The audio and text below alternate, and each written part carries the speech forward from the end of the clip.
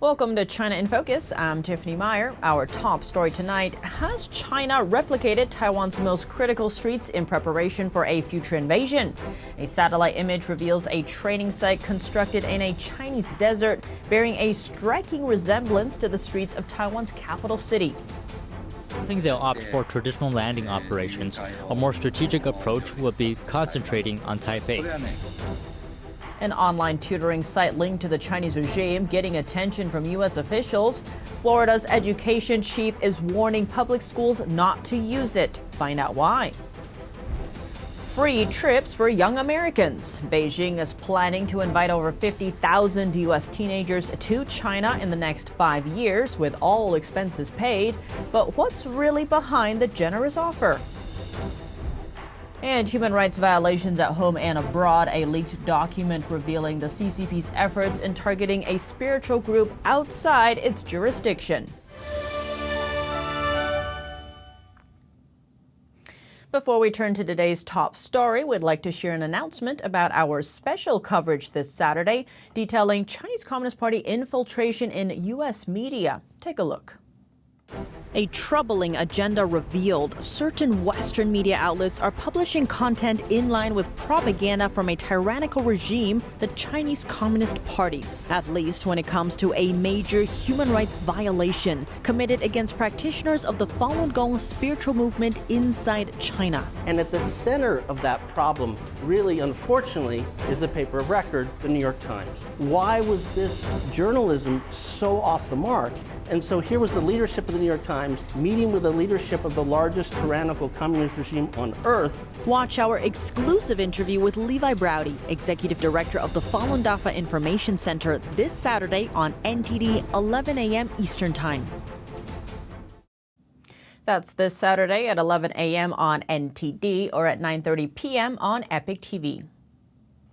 A glimpse into Beijing's precise plan for invading Taiwan. Satellite images show the Chinese regime has built a mock-up of most critical blocks of Taiwan's capital city, and the Chinese training ground is right in mainland China. The site includes Taiwan's presidential office and other government buildings. According to a Taiwanese defense analyst, Beijing's replica even features underground pipelines underneath the governmental offices. How serious is the news for Taiwan and its allies in the face of rising threats from Beijing? Let's take a closer look. Take a look at this satellite image captured by Planet Labs. A Taiwan town made in China sits deep in a desert in Inner Mongolia. But it's not a copy of just any town in Taiwan. The Chinese site almost directly copied Taiwan's administrative area, which includes Taiwan's presidential office and other important government buildings. Based on the satellite image, the site has existed for nearly 16 months. Taiwanese military analyst Joseph Wen pointed out Beijing's military is likely to use it to train troops on aerial bombing and gunnery and for simulating urban combat scenarios. He added this is at least the second mock-up Beijing has built targeting Taiwan's government district. The other lookalike is located inside a Chinese military training site, also in Inner Mongolia. According to Taiwan Plus, Taiwan's military is mostly zeroing in on coastal defense training, with less preparation for what would happen if Chinese troops make it past Taiwan's coastline and onto urban streets. The former commander of Japan's Air Self-Defense Force, retired Japanese General Kunio Urita, told NTD that I don't think they'll opt for traditional landing operations. A more strategic approach would be concentrating on Taipei, seizing crucial bases, transporting around 6,000 to 7,000 troops at a time through helicopters to occupying these bases, then kidnap the next Taiwanese leader, employing threats and intimidation while at the same time spread false information, like William Lai defected to the United States to induce a collapse in Taiwan's governmental system. I think China will eventually pursue this type of military operation. The communist regime has never dropped its stance that it plans to take control of the island by force if necessary. Both U.S. and Japanese military experts have predicted that Beijing will be ready to invade Taiwan by 2027. And Taiwan's foreign minister says the island is preparing for a conflict with China in 2027. But is Taiwan and its allies ready to fight China's People's Liberation Army?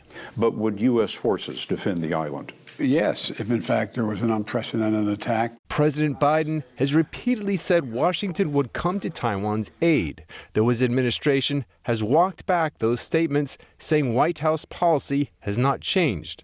Last year alone, Washington sent weapons packages valued at over $1 billion to Taiwan. So why would it be worthwhile for Americans to defend Taiwan? Experts say politically, the island helps keep peace and stability in the Indo-Pacific region. Economically, Taiwan is one of Washington's most important trading partners, largely because of its microchip-making sector. And culturally, Taiwanese citizens share a common goal with Americans, maintaining a free and fair democracy. A warning from Florida's education chief: public school districts should not use an online tutoring company tied to the Chinese Communist Party. The company is called Tutor.com. It partners with schools, colleges, and even the U.S. military to provide on-demand tutoring. In a statement posted Tuesday, Florida's education commissioner said ties to foreign countries of concern may compromise student data privacy, which he would never allow in Florida schools. Tutor.com denies any wrongdoing and says it's a U.S. company. A school district in Florida serving 30,000 students has ended partnership with Tutor.com following the warning. Tutor.com is owned by Primavera Capital, a China-based company. Financial Times says its chairman, Fred Hu, is a member of the Chinese Communist Party, whose company denies the membership. Back in China, he lectured at a Communist Party school and advised Chinese authorities. Hu is also a member of the CPPCC of Hunan Province, a political advisory body. Beyond Tutor.com, Primavera has also been buying up other U.S. education assets, including test prep company The Princeton Review, Tutor.com, and a network of over 200 schools across the U.S. Free trips to China for American kids accused of a hidden agenda. The Chinese Communist Party plans to invite over 50,000 American teenagers to visit China over the next 5 years, all expenses paid by Beijing. The U.S. has banned Confucius Institutes on American campuses.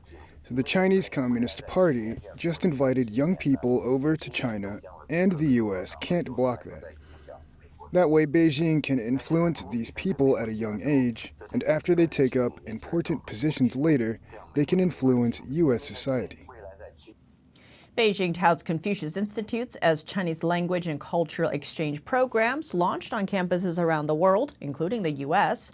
They're partially funded by the Chinese regime and are widely known to promote Chinese Communist Party ideology and influence overseas. Congress has cut off funding to U.S. schools housing the institutes over concerns about foreign influence.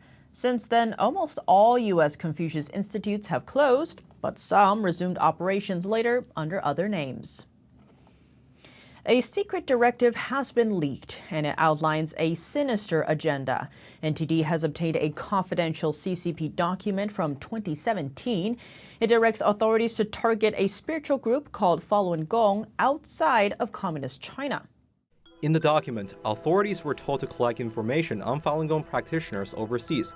It also tells them to infiltrate the group and sow discord from within. What's more, the directive specifically mentions mobilizing influential Western journalists to push narratives in line with Beijing. It's like someone is systematically collecting information and providing them to these media outlets. The only place where they can source such comprehensive information from is the 610 office. The 610 office is an actual legal security agency aimed at enforcing the persecution of Falun Gong inside China. Established by former CCP leader Jiang Zemin, the task force operates outside of the nation's legal framework and is embedded across the entire state apparatus. The regime gives the 610 office a wide range of powers, including the use of torture. Outside of China, Beijing has employed a variety of tactics to create chaos for Falun Gong practitioners worldwide. Several Western politicians have reportedly received slanderous emails from CCP agents pretending to be practitioners. That's to provoke their anger towards the spiritual group. Since the CCP took power, everything the party did were done through the most despicable and thuggish means. But no matter how they do it, all of it will eventually be disclosed and exposed. Experts and U.S. lawmakers have long warned about the CCP's transnational repression across the globe. If Western countries cannot identify the new CCP tactics in the fields of information warfare, cognitive warfare, and public opinion warfare, then in the future, Western countries will eventually become its victims. Despite ongoing persecution in China, Falun Gong is practiced by millions of people around the world. Phony bomb threats against a performing arts group. A congressman says he's working with law enforcement agencies over threats made against the New York-based Shen Performing Arts, a longtime target of the Chinese Communist Party. Congressman Pat Ryan says Shen, their performers, and their audiences deserve to feel safe and have peace of mind without any fear of violence. Over the past 2 weeks, Shen Performing Arts and several theaters hosting its performances have received threatening emails, some written in Chinese. Ryan said his office is in close communication with both the Department of Homeland Security and the FBI in the wake of the threats, which he called deeply concerning. No explosives have been found, but the threats are part of an escalating campaign by the Chinese regime to disrupt Shen performances, which portray China before communism. Strapped for options, Massachusetts is choosing to continue its work with a Chinese manufacturer despite previous delays and malfunctions with new subway trains. In a proposed settlement on Thursday, the Chinese state-owned company CRRC will get new incentives of up to nearly $150 million, plus tens of millions of dollars more and penalties forgiven. The deadline for delivering the new train cars has also been extended to the end of 2027, 4 years later than initially planned. Officials said the deal is a better option than trying to find an alternative manufacturer. A new procurement would be up to $1 million more than what we're paying now for these CRC cars. And that delivery would be 4 to 5 years before potentially initiating the first car's delivery. And as the general manager said in his earlier remarks, that those production deliveries would head into the early 2030s. CRRC won the contract in 2014 with a bid of $565 million. In total, only about 1/3 of the cars have been delivered. And some of those have experienced a series of other problems and accidents in past years. In 2021, the trains on one line were reportedly put out of service for 5 months after a train with about 100 passengers derailed. In another incident, a passenger was dragged to death after his arm was trapped in a closing car door. Authorities said that may have been the result of a defective door control system. From Taiwan to the South China Sea, Indo-Pacific tensions are reaching an all-time high as Beijing and North Korea ramp up aggression. But how does Japan, one of Washington's more crucial Asian allies, view its security in the face of these rising threats? For an insider's perspective, we sat down with Yoshihisa Komori, Senkai Shibun's associate correspondent in Washington, D.C., and a special professor at Reitaku University. Komori-san, thank you so much for joining us. Great to have you on the show. Now, in your 2024 predictions piece, you mentioned the retreat of U.S. deterrence, citing the Israel-Hamas war, also the ongoing Russia-Ukraine conflict. Now, given that we're seeing increasing pressure and aggression by Beijing and North Korea, with also Japan boosting its own defenses, moving away from a pacifist era, how does Japan view U.S. deterrence right now? I think the core of the U.S. deterrence is there, still strong and solid. But relatively speaking, when this current administration of Mr. Biden came around, I think compared to the previous one headed by Mr. Trump, I think the degree to which the military aspects of the American policy, posture toward China, has been slightly less. I think Biden administration is more of a dialogue, talking to each other, cooperation. And then I think whereas Chinese government has always considers the military elements of their external policy primarily important. So in that context, I think Chinese themselves, the government sees current administration's defense policy, military policy, slightly softer. So in response to that, we feel that Japan has to beef up, strengthen its own defense, and we are doing it. Now, given this is an election year here in the U.S., what would a second Trump term mean for Japan, given Trump's focus on America first? I think the core of the American policy towards Japan, whether it's under Mr. Trump or under Mr. Biden, the core will remain the same, unchanged, we believe, which is to maintain a strong, functional military and defense alliance between Japan and the United States. But the question is a matter of degree. When you deal with entities like People's Republic of China, just always considers military elements of their policy primarily important, and then they don't hesitate to use it. If you face that kind of country, you have to have own defense, own deterrence. And in that particular regard, I think most Japanese observers felt that Mr. Trump's reaction to China was solid and welcome. That's all for today's China in Focus on YouTube. We're now sharing a shortened version of our program here after being demonetized for 3 years. If you'd like to support us, consider donating. Find us at donorbox.org/China-in-focus. Or subscribe to our partner platform, Epic TV, where you can watch our full episodes. Just click the link down below.